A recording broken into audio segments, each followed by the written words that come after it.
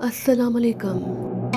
नैनोवाइज़ की दुनिया में एक दफ़ा फिर से सबको खुशामदीद। उम्मीद करते हैं कि तमाम दोस्त अहबाब बिल्कुल ठीक-ठाक, चाक़ो चौबंद और कहानी का नाम जानने के लिए पुरजोश होंगे। दुश्मन एक ऐसी कहानी जो समाजी नाइंसाफ़ी जैसे पहलू, गुर्बत, ताकत और तबक़ाती फ़र्क को वाज़ेह करती है। ये कहानी हमें सिखाती है कि नफ़सियाती इर्तिक़ा और इंसानी एहसासात के बदलाव से हालात इंसान को दुश्मन बनाते हैं, मगर वक्त और जज्बे दुश्मनी को दोस्ती में बदल सकते हैं।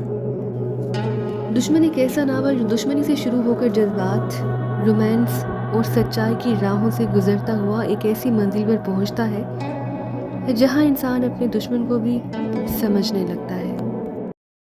बिस्मिल्लाहिर्रहमानिर्रहीम। अस्सलाम वालेकुम।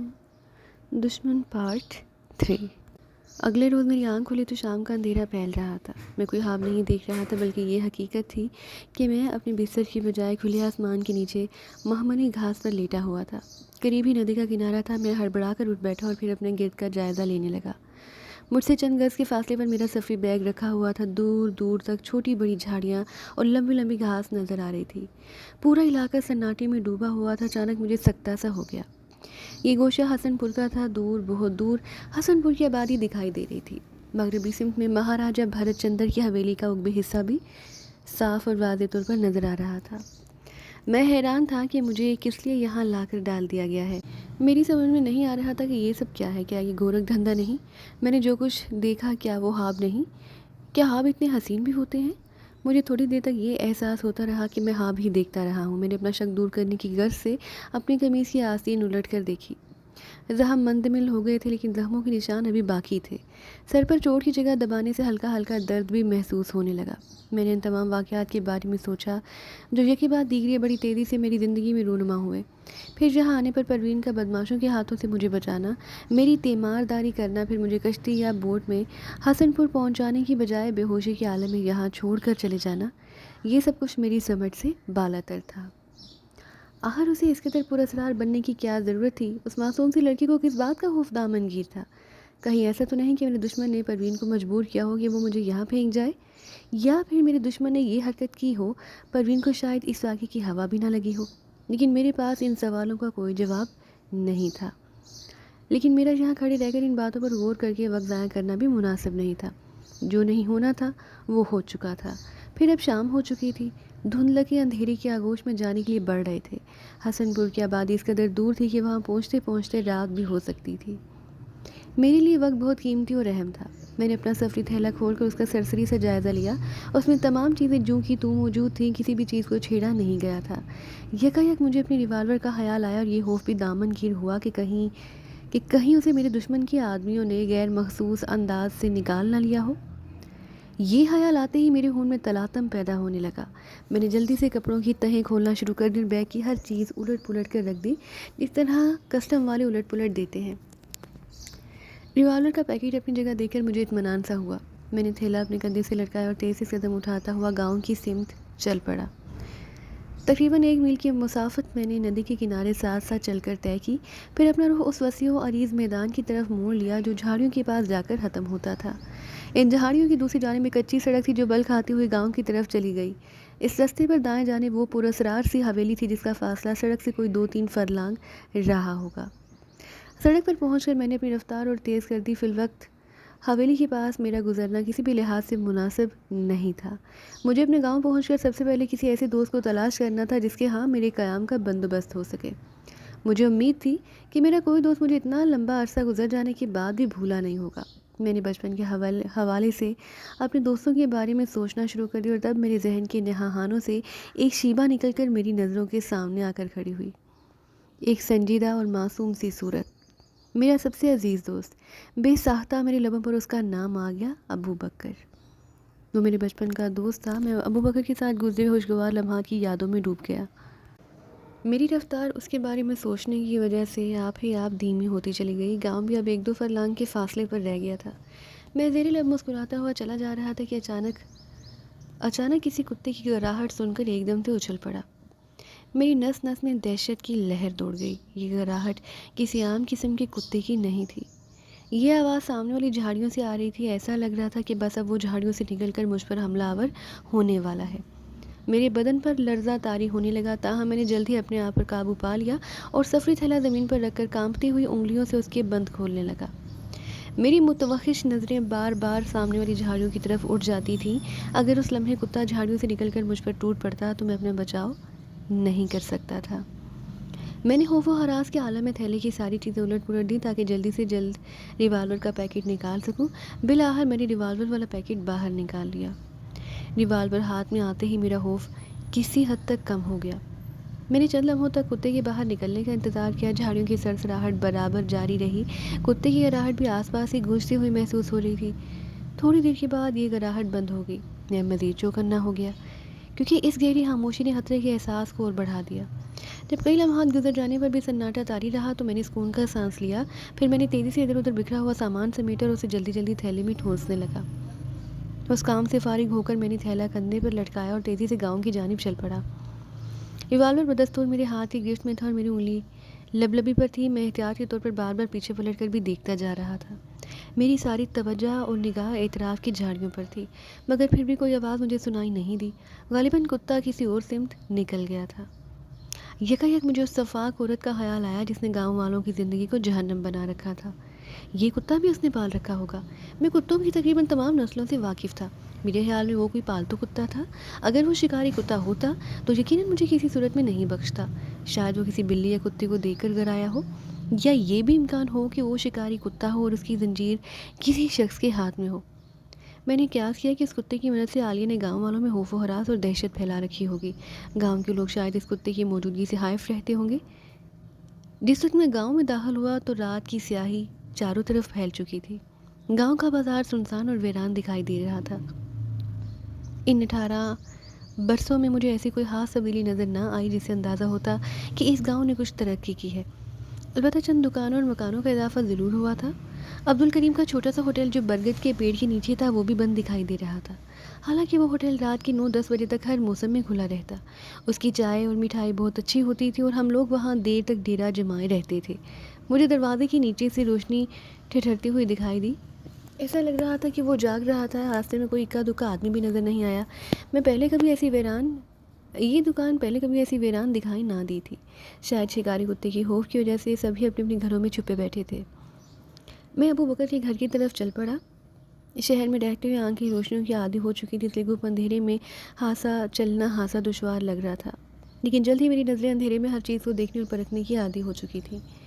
میں نے ابو بکر کا گھر آسانی سے شناخت کر لیا. وہ بڑے تالاب کے کنارے بنا ہوا تھا. سپاری ناریل اور کھٹمل کے درختوں سے گھرا ہوا تھا.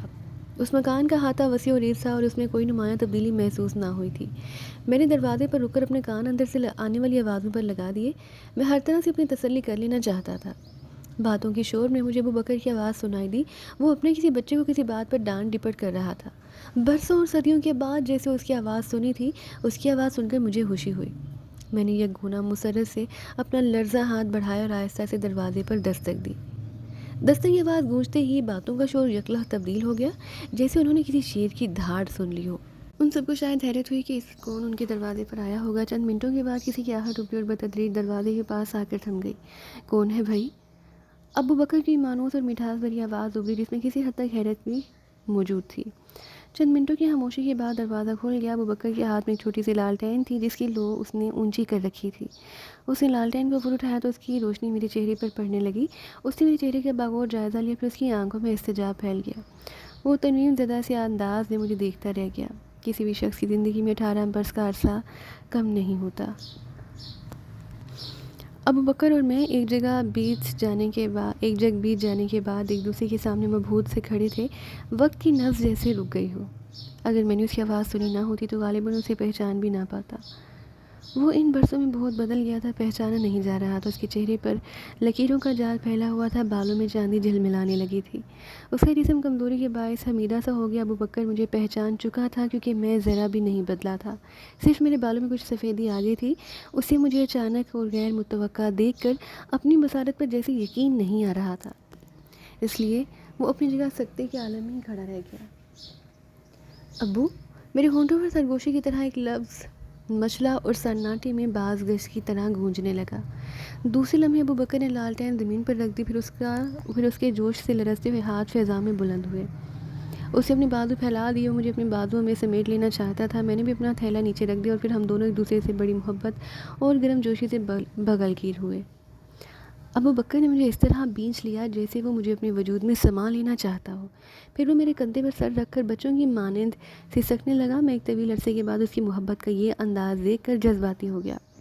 میری آنکھیں بھیگ گئی۔ مجھے اس سلوس چاہت اور پذیرائی کی توقع نہیں تھی۔ میں سکتے کی حالت میں اسے اور وہ مجھے دیکھنے لگا۔ اندر سے اس کی بیٹی، نوجوان بیٹی اور کمسن بچے بھی نکل آئے۔ اس کی بیٹی کی نظر مجھ پر نہیں پڑی تھی۔ اس نے سراسیمگی سے پوچھا، کیا ہوا ابا؟ پھر اس نے جذباتی منظر جو دیکھا تو اپنی جگہ ٹھٹک گئی۔ رات کے کھانے سے فراغت پانے کے بعد گھر میں بیٹھے باتیں کرتے رہے۔ پھر بہت دیر کے بعد ہم دونوں مکان کے باہر بنے ہوئے چبوترے پر آ بیٹھے۔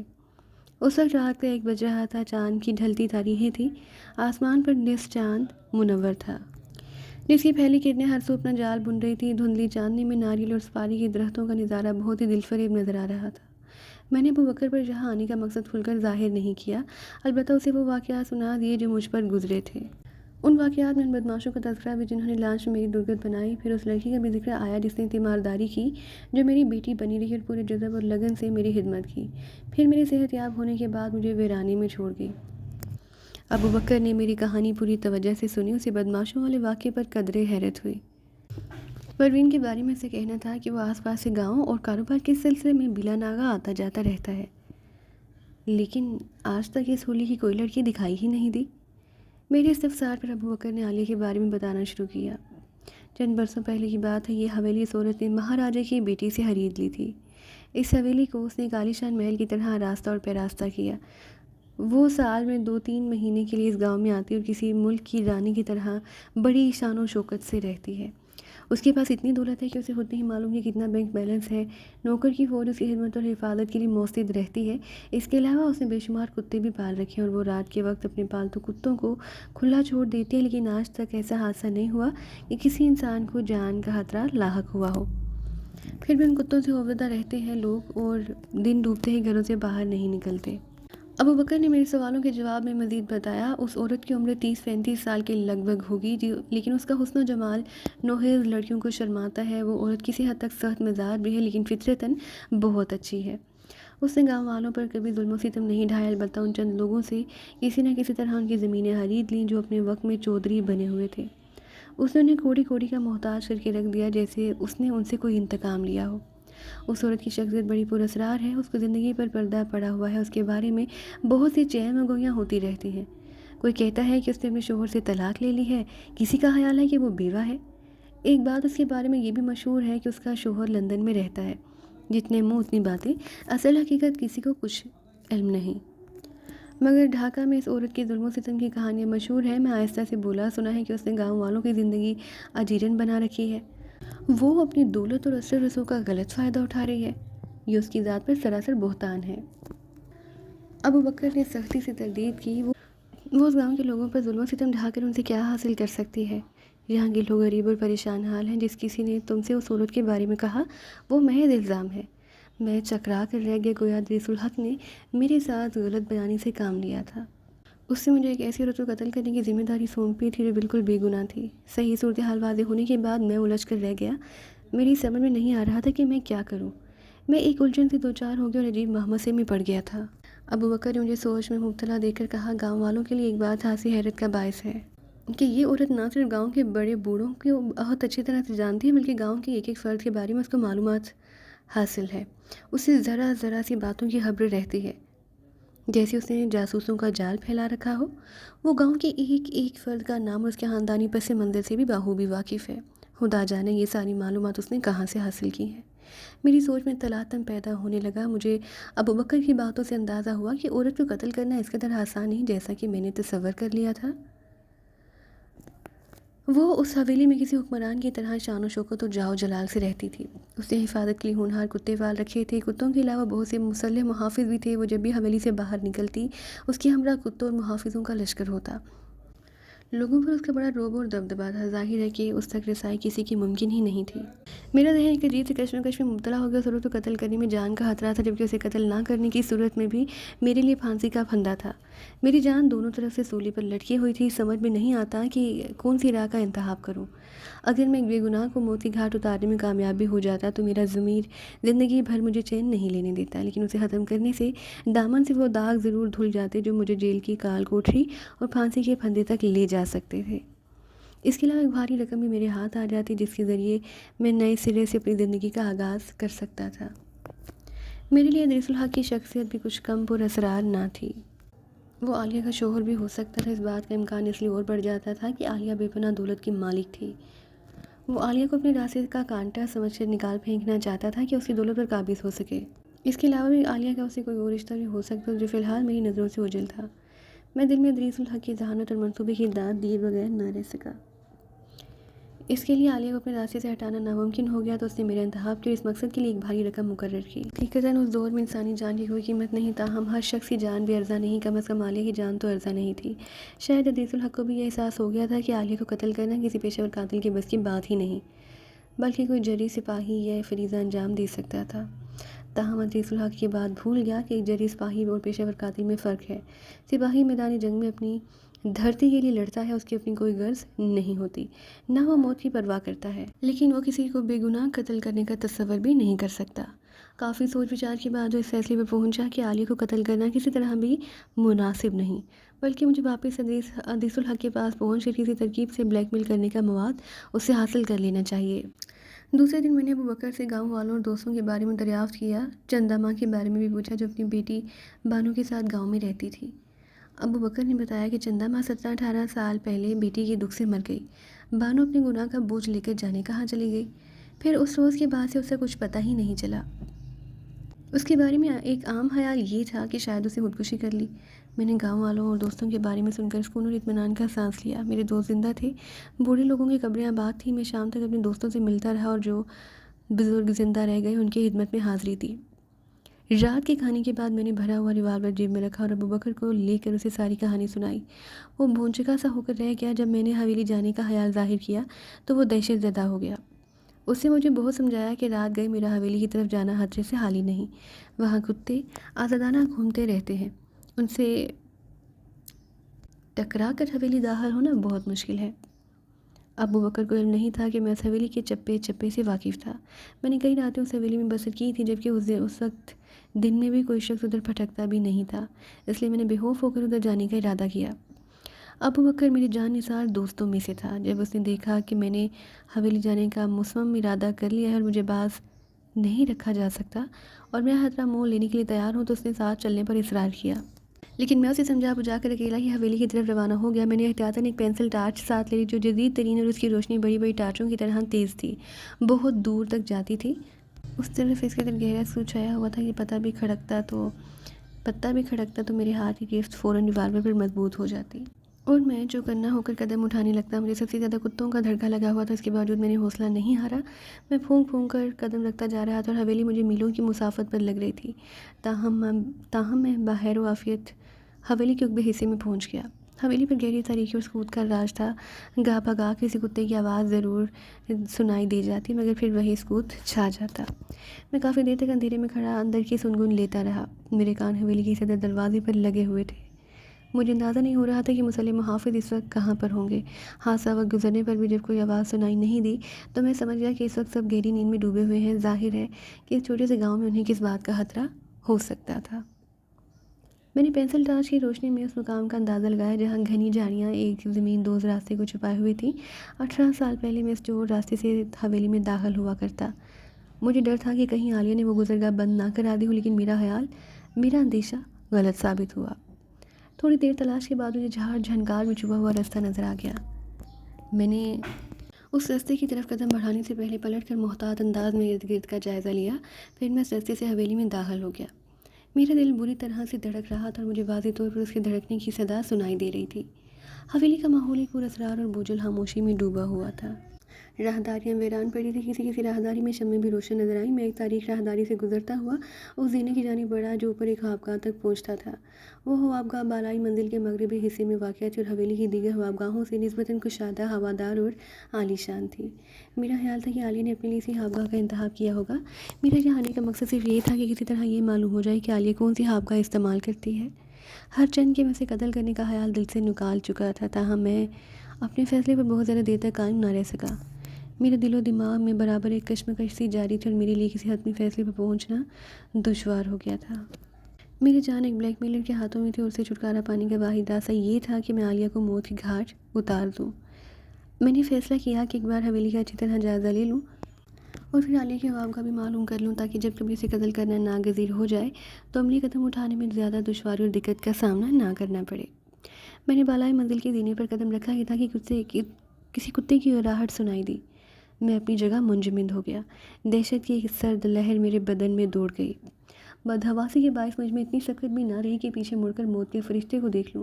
چند ثانیوں کے بعد کئی کتوں نے ایک ساتھ گرانا شروع کر دیا تو میں مزید دہشت زدہ ہو گیا۔ پھر اچانک ہی مجھے احساس ہوا کہ کتے میری پشت پر نہیں بلکہ کسی کمرے میں بند ہیں اور میری بو سونگھ کر یا کھڑکی میں سے جھانک کر مجھے دیکھ کر گرا رہے ہیں۔ اگر وہ آزاد ہوتے تو اب تک میرا تیا پانچا ہو چکا ہوتا۔ میں نے ریوالور پر اپنی گرفت مضبوط کی اور پلٹ کر اسے دیکھا جہاں سے کتوں کی گھرانی کی آوازیں آ رہی تھی۔ سامنے کچھ فاصلے پر ایک جنگلے دار کھڑکی نظر آئی۔ جنگلے کے کب میں سے 4 انتہائی ہونہار کتے اپنی بڑی بڑی سرخ آنکھوں سے مجھے گھور رہے تھے۔ ان کی لمبی اور خوفناک زبانیں باہر نکلی ہوئی تھیں۔ میں نے پہلی نظر میں اندازہ لگا لیا کہ وہ چاروں کی نسل سے تعلق رکھتے ہیں۔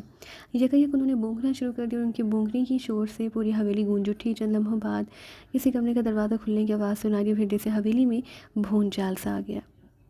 میں سراسیما سا ہو کر مخالف سمت میں دوڑ پڑا۔ بدحواسی کے باوجود میں اپنی پوری قوت سے دوڑ رہا تھا۔ دائیں بائیں 2-3 موڑ مڑنے کے بعد میں ایک ایسی راہداری میں پہنچ گیا جہاں آمنے سامنے کئی کمرے بنے ہوئے تھے۔ ماہ نقب سے بھی دوڑتے ہوئے قدموں کی آوازیں سنائی دیں۔ میں نے پلٹ کر پیچھے دیکھا۔ راہداری کے آخری سرے پر 2-3 آدمیوں کے دوڑتے ہوئے سائے نظر آ رہے تھے۔ میرا حوصلہ جواب دینے لگا۔ بھاگتے بھاگتے میری ٹانگیں جیسے شل ہو گئیں۔ ادھر قدموں کا شور اب بالکل ختم ہو چکا تھا۔ میں نے فوری طور پر ایک فیصلہ کیا اور اس پر عمل کرنے کے لیے خود کو تیار کرنے لگا۔ فی الحال بچاؤ کی یہی صورت تھی۔ پھر اس سے قبل کے بھاگتے ہوئے افراد راہداری میں داخل ہوتے، میں نہایت پھرتی سے کمرے کا دروازہ کھول کر اندر داخل ہو گیا۔ اندر داخل ہوتے ہی میرے نتنوں سے ایک ناگوار سی بو ٹکرائی۔ میں نے جیب سے پینسل ٹارچ نکالی اور اس کی روشنی میں کمرے کا جائزہ لینے لگا۔ دوسری پر ٹارچ میرے ہاتھ سے گرتے گرتے بچی۔ کمرے میں ایک گرینڈیل کتا موجود تھا۔ میری رگوں میں لہو منجمد ہو گیا۔ غالباً کتا بھی میرے ہاہٹ اور بو سونگھ کر چوکنا ہو گیا۔ ہم دونوں کی نگاہیں ملی۔ وہ زنجیر سے بندھا ہوا نہ ہوتا تو مجھ پر چھلانگ لگا چکا ہوتا۔ میں نے فوراً ہی ٹارچ بجھائی اور بوکھلاہٹ کے عالم میں کمرے سے نکل آیا۔ دراصل میں فائرنگ کر کے اپنی موت اور مصیبت کو دعوت نہیں دینا چاہتا تھا۔ شاید اس خیال سے میں کچھ خوفزدہ ہو رہا تھا۔ راہداری میں 2 مسلح محافظ تیز قدموں سے ایک سمت جاتے ہوئے دکھائی دیے۔ خوش قسمتی سے ان کی پشت میری جانب تھی۔ جب وہ زینوں کی طرف مڑ کر اوجھل ہوئے تو میری جان میں جان آئی اور میں تقریباً بھاگنے کے انداز سے عقبی دروازے کی طرف چل پڑا۔ حویلی سے باہر آ کر میں نے چور راستے کو پہلے کی طرح جھاڑیوں سے ڈھک دیا۔ بہتر یہی تھا کہ کسی کو حویلی میں میرے داخل ہونے کا احساس نہ ہو سکے۔ فرلانگ بھر کی مسافت طے کرنے کے بعد جب میں میدان کے وسط میں پہنچا تو ہوا کے خوشگوار جھونکوں نے میرے اندر فرحت اور تازگی کی لہر دوڑا دی۔ میں نے انتہائی سکون اور سرشاری سے گہری گہری سانسیں لی اور کچھ دیر سستانے کی غرض سے ایک پتھر پر بیٹھ گیا۔ میں موت کے منہ سے بار بار بچ کر آیا تھا، ورنہ گاؤں والوں کو ہڈیوں کا بھی نام و نشان نہ ملتا۔ دیکھا جائے تو مجھے ایک طرح سے نیا جنم ملا۔ ذرا چوک ہو جاتی تو میرا جسم عبرتناک انجام کو پہنچ جاتا۔ ابو بکر میرے انتظار میں بڑی بے چینی، وحشت اور اضطراب سے ٹہل رہا تھا۔ دیکھتے ہی اس کی آنکھیں مسرت سے چمک اٹھیں۔ وہ لپکتا ہوا قریب آیا اور والہانہ انداز میں مجھ سے چمٹ گیا۔ میں نے جب اسے حویلی میں پیش آنے والا واقعہ سنایا تو اس کے چہرے پر کئی رنگ آ کر گزر گئے۔ اس کے انداز سے صاف ظاہر ہو رہا تھا کہ کہانی کا ایک ایک لفظ اس کے لیے سنسنی خیز ہے۔ اگلے روز صبح ہی ابو بکر نے میری بری طرح جھنجھوڑ ڈالا۔ کم حوابی کی بدولت میری پلکیں جھپک بوجھل ہو رہی تھیں۔ جب میں نے ابو بکر کا متوحش چہرہ اور اس کی پھٹی پھٹی آنکھیں دیکھی تو مجھے ایک جھٹکا سا لگا اور میری نیند حیران ہو گئی۔ میں ہڑبڑا کر اٹھ بیٹھا اور سوچا جانے کیا ہو گیا تھا۔ میں نے گھبراتے ہوئے پوچھا، کیا بات ہے ابو بکر؟ خیریت تو ہے؟ یہ تم ابھی کچھ دیر پہلے حویلی سے ایک ملازم آیا تھا۔ ابو بکر نے خوفزدہ لہجے میں کہا، اس نے تمہارے نام یہ پیغام دیا ہے کہ پہلی فرصت میں حویلی پہنچو، عالیہ بیگم تم سے ملاقات کرنا چاہتی ہیں۔ عالیہ کا بھیجا ہوا پیغام سن کر میں اچھل پڑا۔ یکی بعد دیگری کئی خدشات میرے ذہن میں ابھرے۔ اب یہ امر کسی طرح بھی کم تشویشناک نہ تھا کہ عالیہ نے بذات خود اپنے ہاں طلب کیا ہے۔ آخر مجھ جیسے معمولی آدمی کی اس کے نزدیک کیا حیثیت ہوگی؟ ایک امکان یہ بھی تھا کہ شاید رات کو مجھے کسی نے حویلی کے پاس منڈلاتے ہوئے دیکھ لیا ہو۔ اگر ایسی کوئی بات ہوتی تو میرا صحیح سلامت واپس آنا ممکن ہی نہیں ہوتا۔ اصل میں کچھ اور معاملہ ہی تھا۔ پہلے میں نے سوچا کہ نہ جاؤں، میں اس کا نوکر یا تابع تو نہیں تھا۔ چونکہ میرا اسے دیکھنا، اسے ملنا بے حد ضروری تھا، اس لیے میں نے حویلی جانے کا فیصلہ کر لیا۔ اور میں یہ بھی تو جاننا چاہتا تھا کہ اس نے مجھے کس لیے بلایا ہے۔ ابو بکر وحشت زدگی کے عالم میں غالباً میرے کچھ بولنے کے انتظار میں خاموش کھڑا تھا۔ میں نے بظاہر اسے تسلی دی، مگر اندر ہی اندر میری تشویش بڑھتی چلی جا رہی تھی۔ ایک نامعلوم خطرے کا احساس میرے لہو میں گردش کرنے لگا۔ عالیہ کے ہاں میری طلبی کیا معنی رکھتی تھی؟ کہیں اسے میرے مشن کا علم تو نہیں ہو گیا؟ یہ سوال کسی زہریلے ناک کی طرح مجھے بار بار ڈسنے لگا۔ کافی دیر کے بعد میرا خوف قدرے کم ہوا۔ اس وقت یہ میں فیصلہ کر چکا تھا کہ مجھے ابھی اور اسی وقت جا کر عالیہ سے مل لینا چاہیے۔ اس طرح کم سے کم میری الجھنیں تو دور ہو سکتی تھی۔ میرے لیے عالیہ کی ذات ویسے بھی کسی ممے سے کم نہ تھی۔ ویسے وہ مجھے قتل کرنے سے تو رہی، میں تو ایک انتہائی خفیہ مشن پر آیا تھا، اور ممکن تھا کہ اس ملاقات کے بعد مجھے آئندہ کے لیے لائحہ عمل مرتب کرنے میں بڑی مدد مل سکتی تھی۔ ملاقات سے پہلے طرح طرح کے خدشات کو جنم دینا فضول تھا۔ حویلی کی طرف جاتے ہوئے میرے سینے میں دل کے دھڑکنے کی رفتار لمحہ بہ لمحہ تیز ہوتی جا رہی تھی۔ آج سورج کی تیزی اور چمکیلی روشنی میں نے حویلی کی پرشکوہ عمارت دیکھی۔ آج اس کا حلیہ ہی بدلا ہوا تھا۔ رنگ و روغن نے اس کا حسن دوبالا کر دیا، اور دروازے پر دراز قد کے 2 مسلح نوجوان کھڑے پہرا دے رہے تھے۔ ان سے کچھ فاصلے پر 2-3 کتے زنجیروں میں سے بندھے ہوئے تھے، جن سے رات میرا واسطہ پڑ چکا تھا۔ وہ مجھے دیکھتے ہی بھونکنے اور گنانے لگے تو ایک محافظ انہیں خاموش کرایا، دوسرا محافظ تیز قدموں سے اندر اطلاع کرنے دوڑ گیا۔ میں حویلی کے اندرونی حصے کا جائزہ لینے لگا۔ میرے سینے میں عجیب سی خلش تھی۔ ذہن طرح طرح کے خیالات کی اما جگہ بن گیا۔ کئی سوالات ابھرتے اور اندیشے اپنا جواز پیش کرتے۔ میری پیشانی عرق آلود ہو رہی تھی اور بدن پر پسینہ پھوٹ رہا تھا۔ میدان جنگ میں بھی کبھی میری ایسی کیفیت نہ ہوئی۔ محافظ چند لمحوں میں اسی طرح دوڑا دوڑا واپس آیا تو اس کے پیچھے ایک اور دراز قد نوجوان بھی تھا۔ وہ مجھے اپنے ہمراہ لے کر اندرونی حصے کی طرف بڑھا۔ اس نے مجھ سے کوئی بات نہیں کی، وہ کسی گونگے کی طرح خاموش تھا۔ میں اس کے ساتھ فوجی انداز سے چل رہا تھا۔ میرے اندر کا شعور خاموش فضا میں ارتعاش پیدا کرنے لگا۔ حویلی اب کسی محل کی طرح آراستہ ہو چکی تھی۔ لمبی سی راہداری طے کرنے کے بعد ایک زینہ آیا جو زیریں حصے کی طرف جاتا تھا۔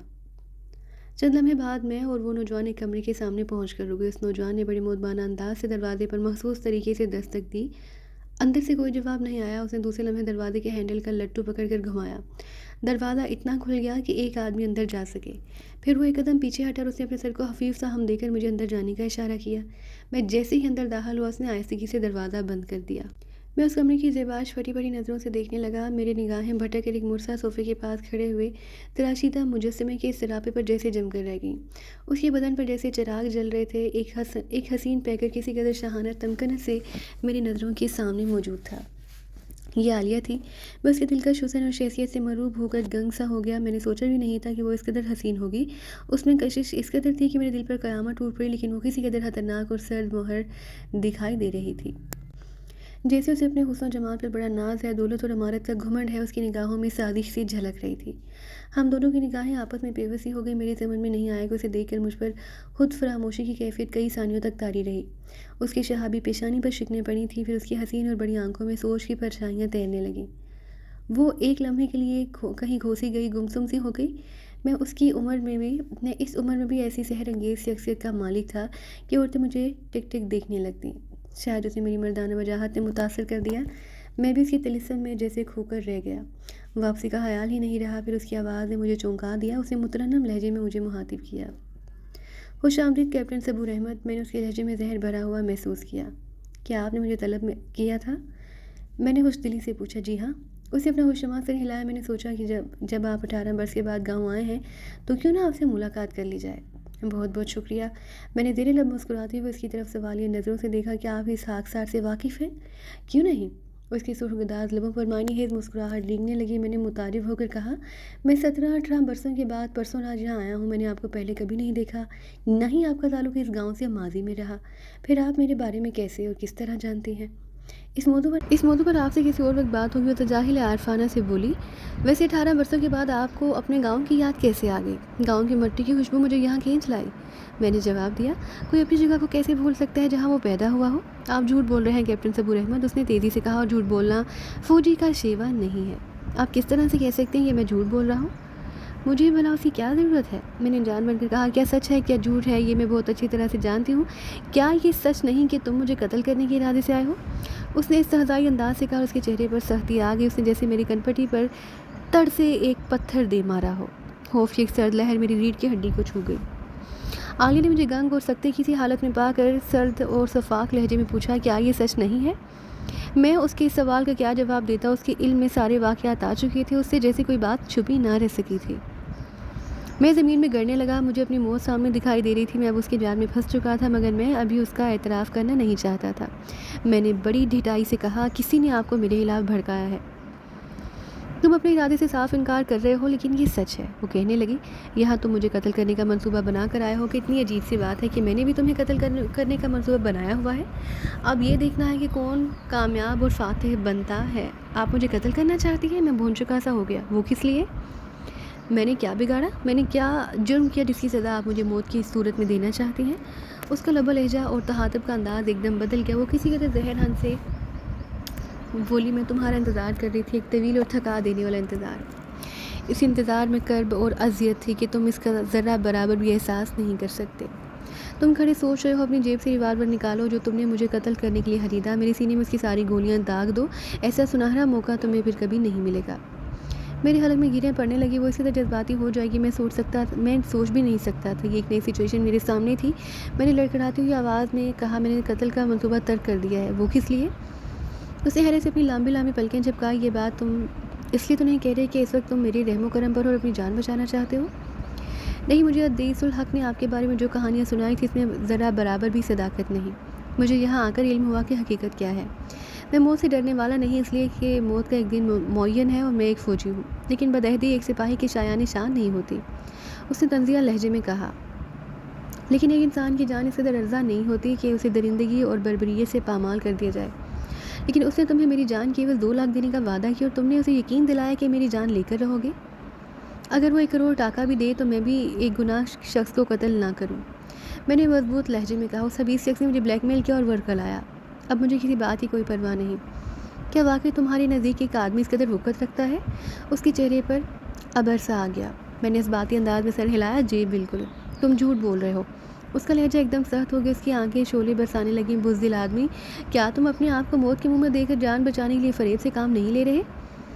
اس کا چہرہ تمتمانے لگا۔ میں آپ کو اپنی سچائی کا کس طرح یقین دلاؤں؟ میں نے کسی قدر پرسکون لہجے میں کہا، کیا تم نے کبھی اپنی زندگی میں سچ بولا ہے؟ اسے زہر ہن سے پوچھا۔ ایک سپاہی کی زبان، اس کا لہجہ اس کے دل کا آئینہ ہوتا ہے۔ میں نے پرسکون لہجے میں کہا، تم سپاہی نہیں بلکہ ایک مرد بھی ہو۔ دنیا کا ہر شخص، چاہے اس نے کسی شخصیت میں پناہ کیوں نہ لے رکھی ہو، وہ پہلے مرد ہی ہوتا ہے، خودغرض، فریبی۔ تم صرف اپنی جان بچانا چاہتے ہو۔ وہ بھنکاری، معلوم نہیں کیوں آپ کو میری بات کا یقین نہیں آ رہا۔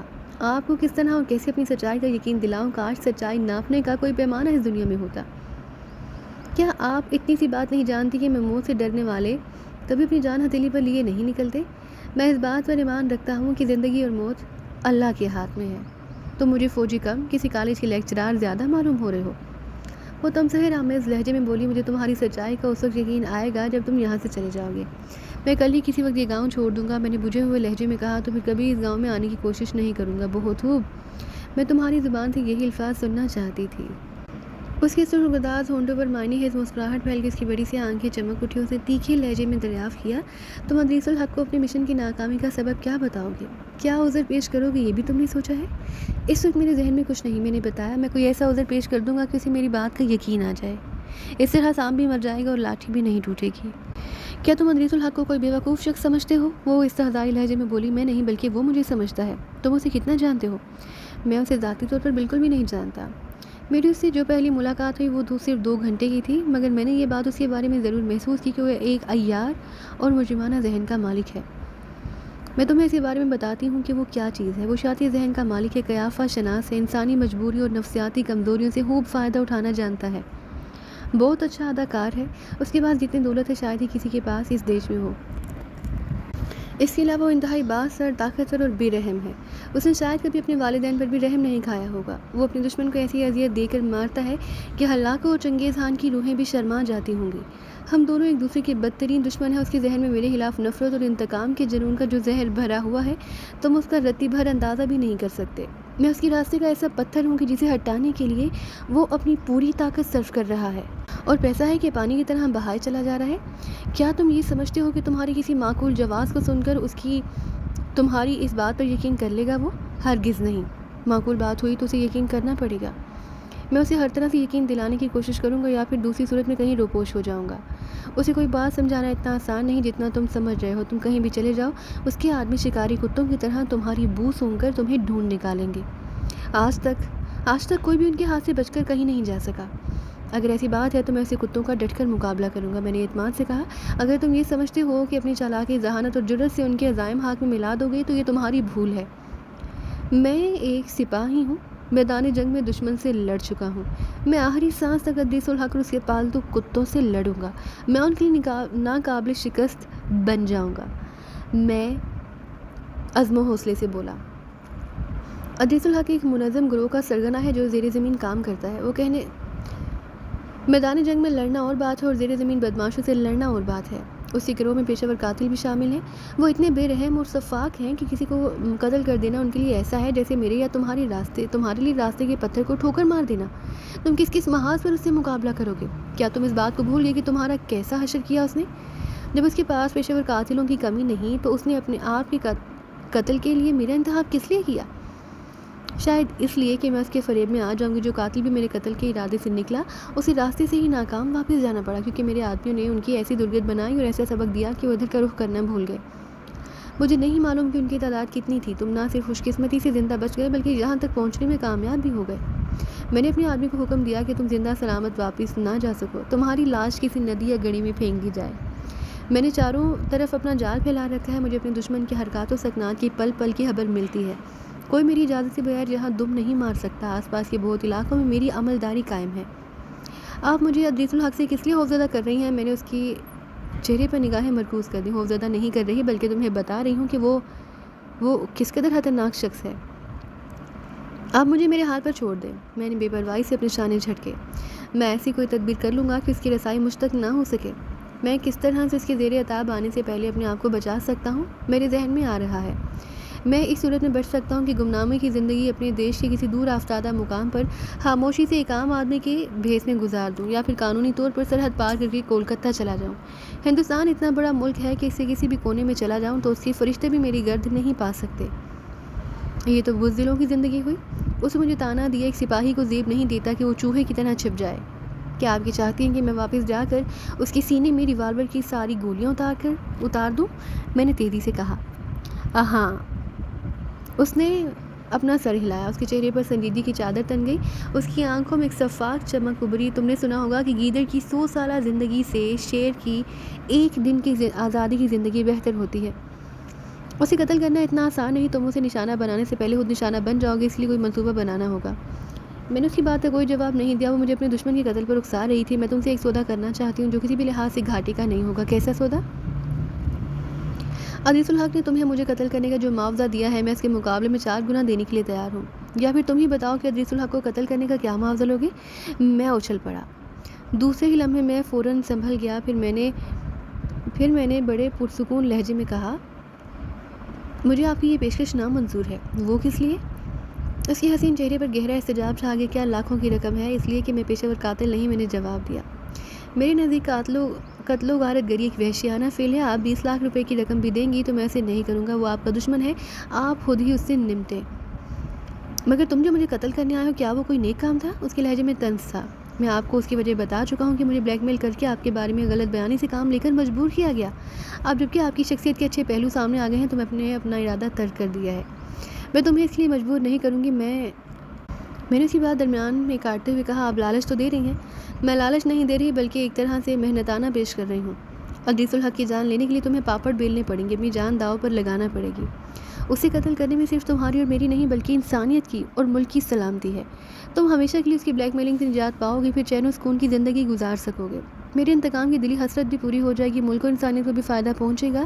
عظیم تر مقاصد کے لیے زندگی کی قربانی تو دینا پڑتی ہے۔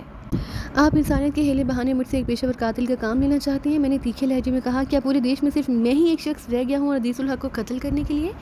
کیا آپ کسی بدماش کی خدمات حاصل نہیں کر سکتی؟ نہیں، تم غلط سمجھ رہے ہو۔ تم پیشہ ور قاتل کا نہیں بلکہ ایک سپاہی کا کردار ادا کرو گی، ایک ایسے شخص کو قتل کرنا جو بے ضمیر، وطن فروش اور بے رحم کاری ثواب ہے۔ میں نے بہت سارے بدماشوں کی خدمات حاصل کی، لیکن وہ لالچی، جھوٹے اور دغا باز ثابت ہوئے۔ انہوں نے نہ صرف ڈبل کراس کیا بلکہ رقم بھی ہڑپ لی، اور کچھ تو ادریس الحق کی بدماشوں کی ہتھے چڑھ کر اپنی زندگی سے محروم ہو گئے۔ کچھ بک گئے، مجھے تم پر اعتماد ہے، تم بکو گے نہیں۔ آپ کا بھروسہ غلط ثابت ہو سکتا ہے۔ اس وقت میں ایک ناقابل بھروسہ شخص کی شکل میں آپ کے سامنے کھڑا ہوں۔ تم ناقابل بھروسہ کیسے ہوئے؟ اس نے تعجب سے پوچھا۔ وہ ایسے کہ میں ادریس الحق کا آدمی ہوں، اسے مجھے نہ صرف بلیک میل کر کے بلکہ بھروسہ کر کے آپ کو قتل کرنے کے لیے بھیجا ہے۔ اگر میں آپ سے سودا کر لیتا ہوں تو ناقابل بھروسہ ہوا۔ جو شخص ایک سے وعدہ کر کے اس کے اعتماد کو ٹھیس پہنچا سکتا ہے، وہ دوسرے کے اعتماد کو بھی ٹھیس پہنچا سکتا ہے۔ ایسے شخص کا کیا اعتبار؟ اگر میں آپ کے دشمن سے کوئی نیا سودا کر لیا تو مجھ میں اور ادریس الحق میں بہت فرق ہے۔ مجھے سمجھانے کے انداز میں کہنے لگی، وہ ایک مافیا تنظیم کا سربراہ ہے، میں اس کے برعکس وطن پرست ہوں۔ مجھے امید ہے کہ تم ایک جرائم پیشہ کے کہنے پر نہیں چلو گے۔ میں کیسے یقین کر لوں کہ وہ ایک مافیا تنظیم کا سربراہ ہے؟ اس کی تنظیم کی سرگرمیاں کیا ہیں؟ کیا آپ بتا سکتی ہیں؟ وہ ایک اسلحہ فروش تنظیم ہے، وہ کہنے لگی۔ وہ ایسے لوگوں کے ہاتھوں فروخت کرتی ہے جو ملک دشمن عناصر ہیں، جو تہذیبی کارروائیاں کرتے ہیں، اور ایسی سیاسی پارٹیوں کو جو بندوق کے زور پر ملک میں تباہی لانا چاہتے ہیں۔ سیاسی اجتماعات میں، پبلک مقامات پر، ریل گاڑیوں اور اسٹیمروں میں جو بم پھٹتے ہیں، وہ اسی تنظیم کی کارستانی ہوتی ہے۔ کیا حکومت اور انٹیلیجنس کو اس کا علم نہیں کہ ملک میں تہذیبی کارروائیاں کون کرتا ہے؟ کیا اس تنظیم کا آج تک ایک فرد بھی پکڑا نہیں جا سکا؟ میں نے حیرت سے دریافت کیا۔ جو لوگ پکڑے گئے انہیں جیل یا حراست کے دوران ہی قتل کر دیا گیا، اس لیے پسی پردہ چہرہ سامنے نہ آ سکا۔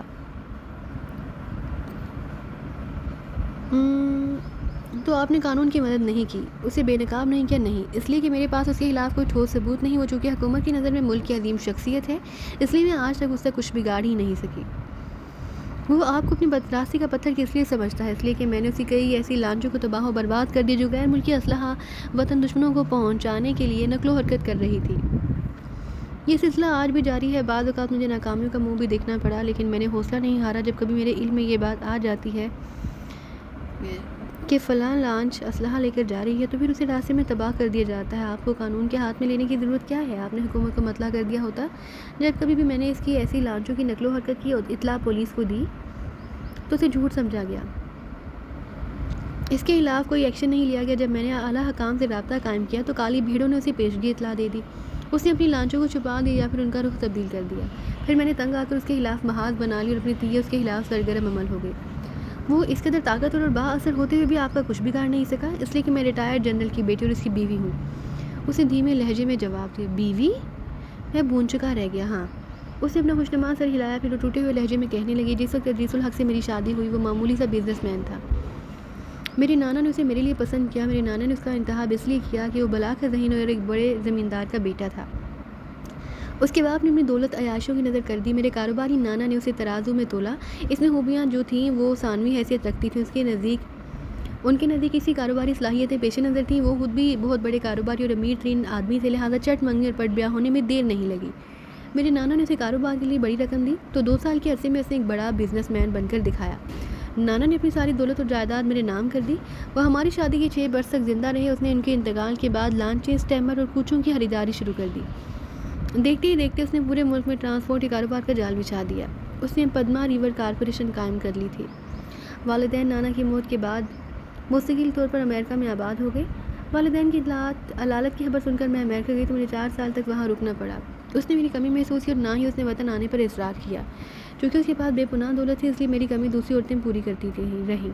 والدین کے انتقال کے بعد جب میں اپنے وطن واپس آئی تو پتہ چلا کہ وہ اس ملک کی بہت بڑی شخصیت بن چکا ہے۔ اس کے پاس جو دولت تھی اس کا راز یہ کھلا کہ وہ مافیا تنظیم کا سربراہ ہے۔ بین الاقوامی مافیا سے اس کا تعلق ہے۔ میں نے اسے بہت سمجھایا وہ وطن فروشی نہ کرے، آخر وہ اتنی دولت کا کیا کرے گا؟ اس نے میری ایک نہ مانی۔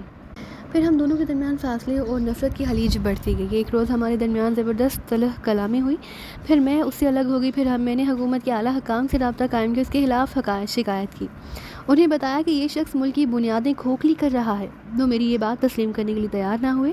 انہوں نے ثبوت مانگا، میرے پاس اس کے خلاف کوئی ثبوت نہ تھا۔ پھر میں نے اپنے نانا کے دوستوں کی مدد سے ایک تنظیم بنائی، اپنے جوانوں کو بھرتی کیا، انہیں تربیت دلائی، پیشہ ور بدماشوں کی خدمات بھی حاصل کی۔ میں نے اس گاؤں میں آ کر یہ حویلی خریدی اور جہاں رہائش اختیار کر لی، چونکہ یہ بہت محفوظ ترین علاقہ ہے۔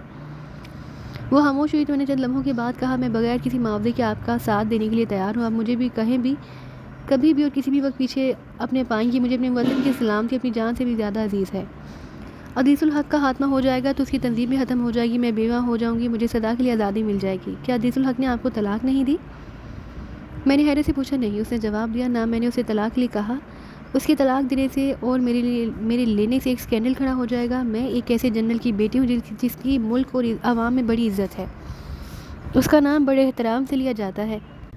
عزیز الحق ایک ایسی شخصیت کا مالک ہے جو سرکاری اور عوامی سطح پر عزت و احترام کی نگاہ سے دیکھا جاتا ہے۔ وہ دوسری طرف میرے خون کا اس لیے بھی پیاسا ہے کہ میری کروڑوں کی دولت اور جائیداد پر قابض ہو سکے۔ میری موت کے بعد اسے یہ سب کچھ مل جائے گا۔ صورتحال مجھ پر روز روشن کی طرح عیاں ہونے لگی۔ دراصل یہ جنگ دولت کی حصول کی تھی۔ میاں بیوی ایک دوسرے کے حریف تھے، دونوں کی شاطر ذہن ایک سے تھے اور ان میں سے کوئی بھی کسی کو کمتر نہیں سمجھتا تھا۔ دونوں جانتے تھے کہ جنگ کا نصابی اخلاق سے کوئی تعلق نہیں ہوتا، فتح اور شکست تقدیر کا نہیں بلکہ تدبیر کا کھیل ہے۔ ان دونوں کو ایک دوسرے کی وسائل اور قوت کا اندازہ تھا، لیکن اب حالات ان دونوں کو اس مقام پر لے آئے کہ جہاں وہ ایک دوسرے کے جانی دشمن سے زیادہ کچھ نہ تھے۔ ان کی دشمنی کے اسباب صرف ذاتی رہ گئے، ان میں سے کوئی ایک زندہ رہ سکتا تھا، وہ ظالم ہو یا مظلوم۔ میرے لیے یہ اندازہ کرنا زیادہ دشوار نہ تھا کہ اب ان دونوں کے لیے زندگی کا مقصد مار دینے یا مر جانے کے سوا کچھ نہیں ہوگا، کیونکہ وہ ایک دوسرے کے ہاتھوں مارے جانے کے اندیشوں میں مبتلا رہ کے جینا دونوں کی تربیت اور تربیت کے تقاضوں کے برعکس تھا۔ یہ میں نہیں جانتا کہ اس نے عزیز الحق کی بے ضمیری اور وطن فروشی کی جو کہانی سنائی ہے اس میں کتنی صداقت ہے۔ یہ من گھڑت کہانی بھی ہو سکتی تھی، لیکن مجھے اس کہانی میں مبالغہ کا شائبہ تک محسوس نہ ہوا۔ لیکن ابھی حتمی طور پر کہا کچھ نہیں جا سکتا تھا، میں بغیر کسی تحقیق کے کسی کی جان نہیں لے سکتا تھا۔ اس وقت دفاتر میرے ذہن میں ایک خیال بجلی کی طرح آیا۔ میں نے اس سے پوچھا کہ آپ کے آدمی نے ان ٹھکانوں کا پتہ لگانے کی کوشش نہیں کی جہاں اسلحہ اور گولہ بارود رکھا جاتا ہے؟ ان ٹھکانوں کا پتہ چل جائے تو پھر بات ہی کیا ہے، وہ بولی۔ میرے آدمی اور پرائیویٹ طلاق رسانوں نے سر توڑ کوشش کر لی، لیکن اس کا پتہ نہ چل سکا۔ اگر ان ٹھکانوں کا پتہ چل جائے تو میرے دشمن کی کمر ٹوٹ جائے گی۔ آپ کے نزدیک عزیز الحق کی موت زیادہ اہم ہے یا ان ٹھکانوں کی نشاندہی؟ عزیز الحق کی موت، وہ سرد اور شفاف لہجے میں بولی۔ وہ کس لیے؟ میرے منہ سے غیر ارادی طور پر نکل گیا، اس کی موت سے سارا کھیل ختم ہو جائے گا، اس لیے میں اس کی موت پر بہت زیادہ زور دے رہی ہوں۔ وہ تیزی سے بولی، اب تمہارا یہ کام ہے کہ اس کی موت کا منصوبہ بناؤ، اسے کس طرح سے اور کیسے ختم کیا جا سکتا ہے، اس کی تدبیر تمہیں کرنا ہے۔ تم اس مشن میں اکیلے نہیں ہوگے، میں بھی تمہارے ساتھ ہوں گی، ہر قدم پر تمہارا ساتھ دوں گی، مگر میں کھل کر سامنے نہیں آؤں گی۔ میں کوشش کروں گی کہ تمہاری مدد کے لیے سائے کی طرح ساتھ لگی رہوں، لیکن تم میرے بھروسے میں نہیں رہنا، کیونکہ میرے دشمن سینکڑوں بدماش ہیں جو عزیز الحق کے ساتھ ہیں، مجھے اس لیے پھونک پھونک کر قدم رکھنا ہوگا۔ اس نے اپنی بات ختم کر کے مجھے رکنے کا اشارہ کیا، پھر وہ ملحقہ کمرے میں بڑی شان اور تمکنت سے چلی گئی جو اس کے خوابگاہ معلوم ہوتا تھا۔ تھوڑی دیر کے بعد وہ اسی انداز سے واپس آئی تو اس کے ہاتھ میں ایک پھولا ہوا لفافہ تھا۔ اس نے لفافہ میری طرف بڑھاتے ہوئے کہا، اس میں 1,00,000 کی رقم ہے، اسے لے لو۔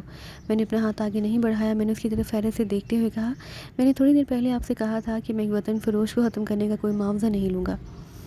یہ میرا فرض بنتا ہے کہ میں اسے موت کی نیند سلا دوں۔ یہ رقم تمہارا معاوضہ نہیں، وہ بولی، میں تمہیں ان اخراجات کے لیے دے رہی ہوں جو مشن کے دوران پیش آئیں گے۔ اس مشن کی کامیابی کے بعد میں تمہیں معاوضہ نہیں بلکہ ایسا انعام دوں گی جو ساری زندگی کام آئے گا۔ اس سے باتوں میں وقت گزرنے کا احساس ہی نہ ہو سکا۔ دوپہر کے کھانے کا وقت ہو گیا، اس نے مجھے کھانے پر روک لیا۔ اس نے میرے ساتھ ایک معزز مہمان جیسا سلوک کیا، شاید اس لیے کہ وہ ایک جنرل کی بیٹی تھی۔ اس نے اپنے باپ کا جو نام بتایا تھا وہ ایک بہت بڑی ہستی تھی۔ کھانے کی میز پر اس سے باتیں بھی ہوتی رہیں، انواع اقسام کے کھانے چنے ہوئے تھے۔ اس نے مجھے بڑے اصرار سے کھلایا۔ بڑے عرصے کے بعد مجھے یہاں لذیذ اور ذائقے دار کھانے ملے تھے۔ ابو بکر کھیتوں میں انتظار کر رہا تھا، اس کی نگاہیں حویلی والے دروازے پر لگی ہوئی تھیں۔ وہ میرے لیے بہت بے چین اور پریشان ہو رہا تھا، اسے وسوسے اور اندیشے سانپوں کی طرح ڈستے رہے تھے۔ اس نے مجھے دور سے آتے ہوئے دیکھا تو اس کا چہرہ دمک اٹھا، وہ بجلی کی سی تیزی سے لپکتا ہوا میری طرف آیا۔ اس نے ایک ہی سانس میں مجھ پر سوالات کی بوچھاڑ کر دی۔ اس نے جو سوال کیے اس کے میں نے مناسب جواب دیے۔ میں بہت تھک گیا تھا، سوچ رہا تھا کہ کیوں نہ میں ایک آدمی کی طرح سکون اور عافیت سے اپنے گاؤں میں زندگی گزار لوں جہاں میری زندگی پر کسی اور کا اختیار نہ رہے، لیکن یہ میرے لیے ممکن نہیں تھا جب تک میرا مشن پورا نہیں ہو جاتا اور عزیز الحق قدم آباد سدھار نہیں جاتا۔ میں یہاں ایک دن بھی زندگی سکون سے گزار نہیں سکتا تھا۔ میں نے گھر پہنچ کر اسے اور آمنہ کو اعتماد میں لے کر عالیہ کی کہانی سنائی اور اپنے مشن کے بارے میں بتایا تو دونوں بھون چکے رہ گئے۔ ابو بکر جو پولیس کی ملازمت کر کے ریٹائر ہو چکا تھا، اس نے عالیہ کی باتوں کی تائید کرتے ہوئے کہا، اس عورت نے جو کچھ کہا اس میں بڑی صداقت ہے۔ یہ آج تک پتہ نہیں چل سکا کہ وہ کون ہے جو تہذیب کاروں کو اسلحہ فروخت کرتا ہے۔ اس نے پولیس اور خفیہ ایجنسیوں کی کالی بھیڑوں کو خرید رکھا ہے۔ وہ چودھری کے نام سے مشہور ہے۔ چودھری کون ہے یہ کوئی نہیں جانتا۔ وہ بہت محتاط طریقے سے کام کرتا ہے۔ وہ اس قدر ذہین اور چالاک ہے کہ اسے پولیس صحرائی لومڑی کہتی ہے۔ اب یہ تو پتہ چل گیا کہ چودھری اور صحرائی لومڑی کون ہے۔ عالیہ نے ان ناموں کا مجھ سے ذکر کیا تھا۔ میں کل ڈھاکہ جا رہا ہوں، پہلے تو عدیث الحق سے مل کر غلط بیانی سے کام لوں گا، پھر اس کے خلاف کوئی منصوبہ بناؤں گا۔ میں بھی تمہارے ساتھ چلوں گا، ابوبکر نے کہا۔ تمہیں ساتھ جانے کی کیا ضرورت ہے؟ آمنہ خوفزدہ لہجے میں بولی۔ 22 برس کے بعد تو تمہیں گھر میں بیٹھنے نصیب ہوا ہے، کیوں اپنی جان مفت میں گنوانے لگے ہو؟ یہ میرا تمہارا یا ثبوت کا ذاتی معاملہ نہیں، ابوبکر نے کہا۔ یہ ملک کی سلامتی کا مسئلہ ہے۔ یہ ملک نہ رہا تو کچھ بھی نہ رہے گا۔ میری زندگی، میرا جینا، میرا مرنا وطن کے لیے ہے۔ آمنہ بھابھی ٹھیک کہتی ہے، میں نے اس کا شانہ تھپتھپاتے ہوئے کہا۔ جذباتی مت بنو، میں دشمن سے تنہا نمٹ لوں گا، مجھے اللہ پر اپنے بازوں پر پورا بھروسہ ہے۔ اگر تمہاری ضرورت محسوس ہوئی تو میں تمہیں بلا لوں گا۔ میں دوسرے دن علیہ صبح ڈھاکہ شہر کے لیے روانہ ہو گیا۔ میں تمام راستے سوچتا تھا کہ مجھے عدیث الحق سے کیا باتیں کرنا ہے۔ میرے ذہن میں جو منصوبہ بنا آیا تھا وہ اس کے ہر پہلو کا جائزہ لے رہا تھا۔ کتنی عجیب سی بات ہے کہ اب میں اور عدیث الحق کے دشمن کا دوست بن کر اس کے لیے فرشتہ اجل بن کر جا رہا ہوں۔ دیکھنا یہ تھا کہ اس کی موت میرے ہاتھ لکھی ہے یا میری موت اس کے ہاتھ۔ جب میں پہلی بار عدیث الحق سے ملنے گیا تو اس وقت میں نے اس کے حفاظتی اقدامات پر غور نہیں کیا۔ ڈھاکہ پہنچ کے دوسرے دن اس سے ملنے پہنچا تو میں نے محسوس کیا کہ وہ نظر نہ آنے والی حفاظتی حصار میں ہے۔ جب میں اس کے سامنے پہنچا تو مجھے دیکھتے ہی کہا، تم ناکامی کی سیاہی اپنے منہ پر مل کر آئے ہو۔ میں بڑی مشکل سے اس کے ہاتھوں اپنی جان بچا کر آیا ہوں۔ میں نے اسے بدماشوں کے ہاتھوں پٹنے اور ایک ہفتہ تک نامعلوم مقام پر اپنے کسی محسن کے ہاں زیر علاج رہنے، پھر عالیہ سے ڈرامائی اور پراسرار ملاقات اور اس کی جان سے مار دینے کی دھمکیوں کے بارے میں بتایا۔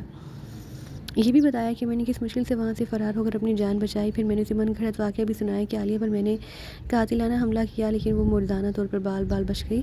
اس سے مشتل ہو کر میرے پیچھے شکاری کتوں اور بدماشوں کو لگا دیا۔ رات کا وقت تھا، میں ندی میں کود کر اپنی جان نہیں بچاتا تو اس کے کتے مجھے چیر پھاڑ کر اور اس کے پالتو بدماش مجھے بھون کر رکھ دیتے۔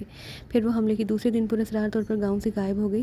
میں نے اس کے ایک ملازم سے بات کی تو اس نے بتایا کہ عالیہ کھلنا کی طرف گئی ہے، کیونکہ رات 12 بجے اسے کھلنا شہر سے ٹیلی فون آیا تھا کہ چاند پورٹ سے بہت سارا اسلحہ لانچوں میں اسمگل ہو کر آ رہا ہے۔ وہ اسلحہ اور لانچوں کو تباہ کرنے کے لیے فوراً روانہ ہو گئی۔